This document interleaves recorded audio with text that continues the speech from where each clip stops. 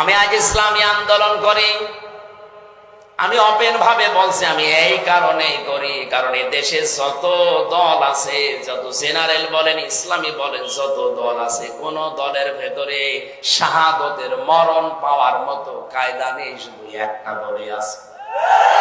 তারা ইসলাম কায়েম করতে গিয়ে জান মাল বাজি রেখে জীবন হাতে নিয়ে ঘরে, এই কারণে এই পথ আমি বেছে নিয়েছি।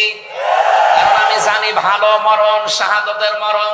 3 বছর জেলের ভেতরে প্রতিদিন আমার তাহাজ্জুদের নামাজের এই দোয়াটাই ছিল, সেজদায় পড়ে আমি সাধারণ মরণ চাই না।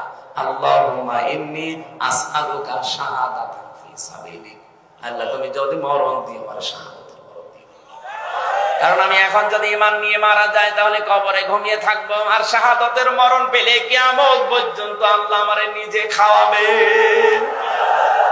তাফসীরের ভেতরে পড়েছি, আখিরাতের 1 নাম্বার হাসানা মৃত্যু যেন ভালো হয়। ভালো মৃত্যু তো এটা যেটা গলায় দড়ি দিয়ে হয়, বিষ খেয়ে হয়। পৃথিবীতে ভালো মরণ ওইটা যেটা শাহাদতের মরণ হয়। শাহাদতের মরণ হয় কোথায় আপনি তো জানেনই না। পৃথিবীর শ্রেষ্ঠ মানুষ যারা ছিল তাদের দিকে তাকান। হযরতে ওসমান পড়ে আছে খালি একটা পাথর দেওয়া, আর সলিমদ্দি মরে যায়, কবর 2 তলা 3 তলা 5 তলা হয়।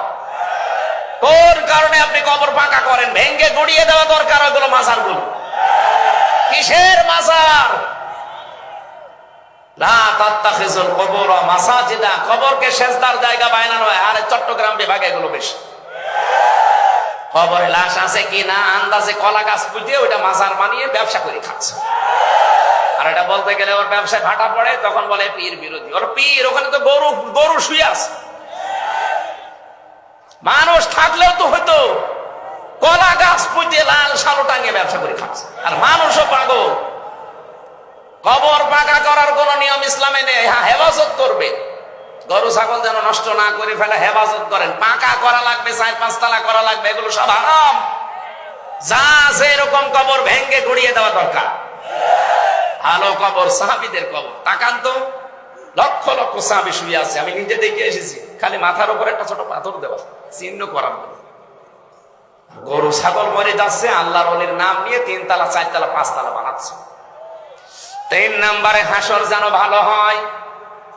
ভালো হাসর তো হবে যে মানুষগুলো হাসরের ময়দানে ডান হাতে আমলনামা পাবে, এদের হাসর ভালো হবে। এক একটা শব্দের ভেতরে হাজার হাজার কথা, কোরআনের আয়াতগুলো আল্লাহ সাজিয়েছেন, হাদিস আছে আয়াতের পক্ষে।